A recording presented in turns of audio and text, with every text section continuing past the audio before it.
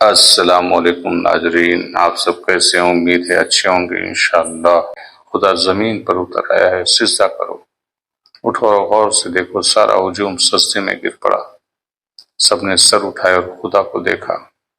اس وقت خدا نے تلوار اوپر اٹھا لی تھی، وہ ڈھلان سے اترنے لگا۔ سناٹا ایسا طاری ہو گیا جیسے وہاں ایک بھی انسان نہ ہو۔ وہ اترتے اترتے ایسی جگہ آن کھڑا ہوا جو بلند تھی اور ہجوم کے قریب۔ یہ جگہ چوڑی تھی، روشنی صرف اس پر اور ان 4 آدمیوں پر پڑ رہی تھی جو اس کے ساتھ تھے۔ اچانک اس روشنی میں 4 لڑکیاں داخل ہوئی۔ ان کے لباس اتنے صحیح تھے کہ صرف ستر ڈھکے ہوئے تھے۔ ان کے جسموں کے رنگ گورے تھے، ان کے پیٹھوں پر کندھوں سے ذرا نیچے پرندوں کی طرح پر پھیلے ہوئے تھے۔ ان کے بال کھلے تھے، وہ یوں حرکت کرتی تھی جیسے اڑ رہی ہوں۔ وہ رقص کی اداؤں سے اس بادشاہ حبشیوں کے خدا کے ارد گرد گھوم کر وہیں کہیں غائب ہو گئی، شاید چٹان کے پیچھے اتر گئی تھی۔ اس وقت 4 آدمی کمانڈر اور زہرہ کے وہاں ایک کار میں لے گئے اور ایک کمرے میں داخل کر دیا۔ ایک آدمی باہر چلا گیا، وہ واپس آیا تو اس کے ساتھ ایک اور آدمی تھا۔ اسے بتا دیا گیا کہ یہ چوکی کا کمانڈر ہے اور یہ رقاصہ ہے۔ دریا کے کنارے سے اس وقت پکڑا گیا ہے جب کشتیاں سامان اور مزید حبشیوں کو اتار رہی تھی۔ اس آدمی نے کمانڈر اور زہرہ کو دیکھا، اس کے ہونٹوں پر مسکراہٹ آ گئی۔ وہ ایک آدمی کو ساتھ لے کر باہر نکل آیا۔ تم انہیں بڑے اچھے وقت لائے ہو، اس نے کہا۔ یہ بدبخت حبشی انسانی قربانی مانگ رہے تھے۔ ہم نے عقل مند کے کہنے پر خدا کی آواز میں اعلان کر دیا تھا، یہ ایک مرد اور ایک عورت کی قربانی دی جائے گی۔ ہمیں کہیں سے ایک مرد اور ایک عورت کو اغوا کر کے ان کے حوالے کرنا تھا۔ تم نے ہمارا مسئلہ حل کر دیا ہے، معلوم ہوتا ہے ہم کامیاب ہوں گے۔ ہر کام پوری کامیابی سے ہو رہا ہے۔ قربانی کے لیے اپنے آپ ہی 2 انسان آ گئے ہیں۔ حبشیوں نے خدا دیکھ لیا ہے۔ ایک نے پوچھا، اگر تم ہوتے تو دیکھتے کہ ہم نے کیسے استادی سے انہیں خدا دکھایا ہے۔ اس نے جواب دیا، بت کے سامنے والی پہاڑی سے چلتے ہوئے فریتے والے 2 تیر چلائے گئے۔ تیر اندازوں نے اندھیرے میں ایسا نشانہ باندھا کہ صحیح جگہ پر تیر گرے۔ ہم نے تیل اور مادہ زیادہ جگہ پھیلایا تھا، پہلے ہی 2 تیروں نے اسے آگ لگا دی۔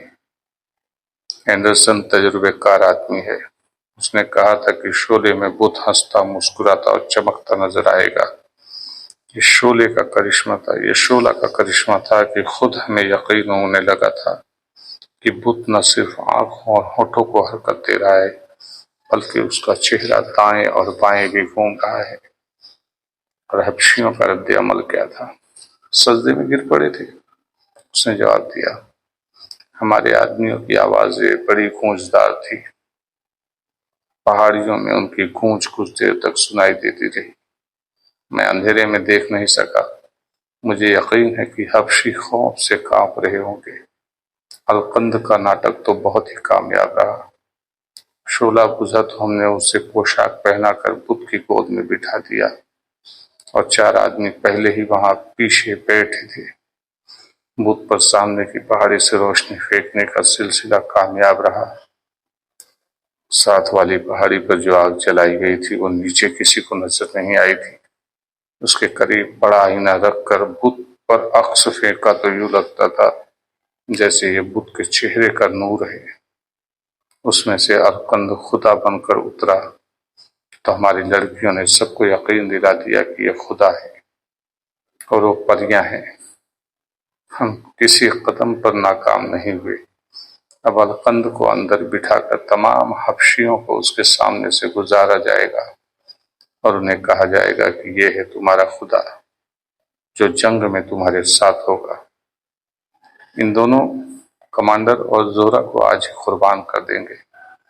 اس کا فیصلہ حبشی کریں گے۔ وہ شاید انہیں 3-4 روز پالے پوسیں گے اور اپنی کچھ رسمیں ادا کریں گے۔ انہیں کسی کی آواز سنائی دی۔ مجھے معلوم نہیں تھا کہ لڑنے والے سالار کو یہ سوانح بھی بھرنا پڑے گا۔ तीन चार आदमियों की हंसी सुनाई दी। किसी और ने कहा, इसके बगैर इन हबशियों को लड़ाना आसान नहीं था। बहरहाल आपको इस स्वांग की बात बहुत ज्यादा कीमत मिल रही है। पूरा मेज।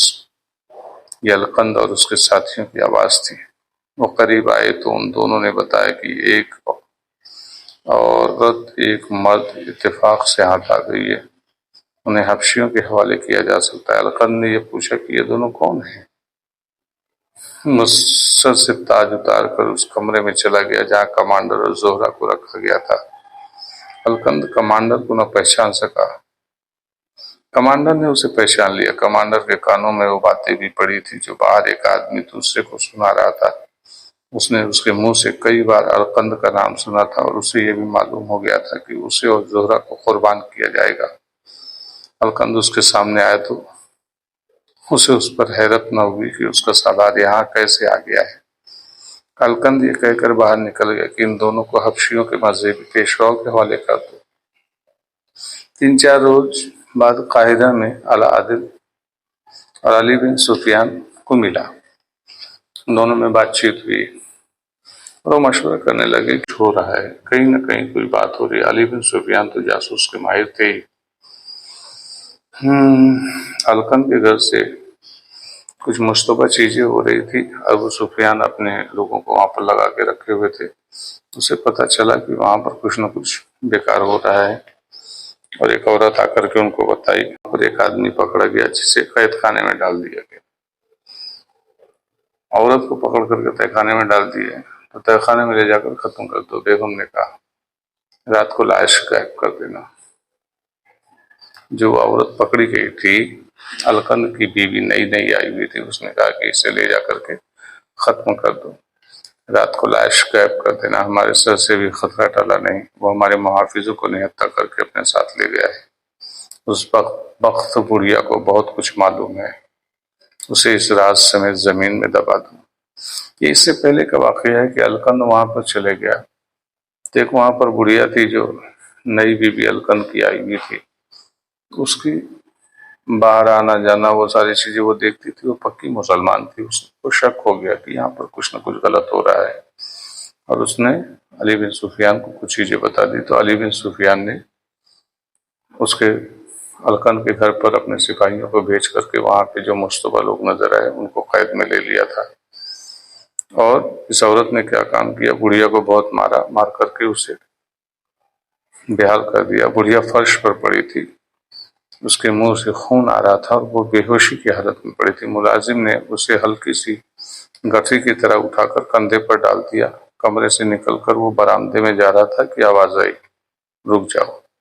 उसने घूम कर देखा, सिपाही दौड़े आ रहे थे। अली बिन सुफियान के हुक्म पर वो सब बिखर कर कमरों और बरामदों वगैरह में फैल गए। मुलाजिम भाग न सका।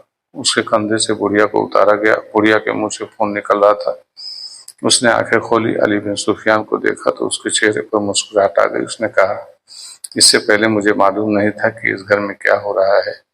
तुम आए तो मेरे शक पुख्ता हो गए कि ये तो गड़बड़ है।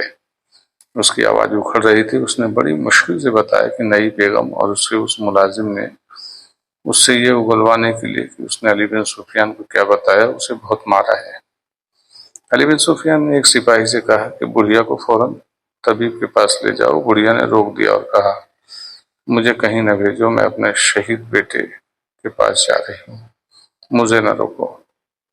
वो हमेशा के लिए खामोश हो गई। अलकंद के घर का कोना कोना छान मारा गया। तहखाने में गए तो ये असलहा खाना बना हुआ था। घर से सोने के टुकड़े और नकदी के अंबार बरामद हुए। एक मोहर भी बरामद हुई जिस पर अलकंद का पूरा नाम और उसके साथ सुल्तान मिस्र कुंदा था। अलकंद को अपनी फतेह का इतना यकीन था कि उसने अपने नाम की मोहर भी बनवा ली थी। उस मोहर ने शक को यकीन में बदल दिया। अलकंद के घर में 6 बीवियां थी और शराब का जखीरा भी था। अलकंद के मुतालिक मशहूर था कि शराब नहीं पीता। अब उसके घर से पता चला कि रात को पिया करता था। अली बिन सुफियान ने उसकी तमाम बीवियों से पूछ-गछ की तो करामत मालूमात हासिल हुई। अहम शहादत नई बेगम की थी जिसने मुलाजिम के हाथों बुढ़िया को मरवा दिया था। बाकी तमाम बीवियों ने कहा कि सारा राज नई बेगम के सीने में है। उसके मुतालिक ये भी बताया गया कि उसकी जुबान मिस्री नहीं सूडानी है। اور جب باہر کے آدمی آتے ہیں تو صرف یہی لڑکی ان میں اٹھتی بیٹھتی اور ان کے ساتھ شراب پیتی ہے۔ ان بیویوں کے انداز سے پتہ چلتا تھا کہ انہیں اور کچھ بھی معلوم نہیں۔ نئی بیگم کو الگ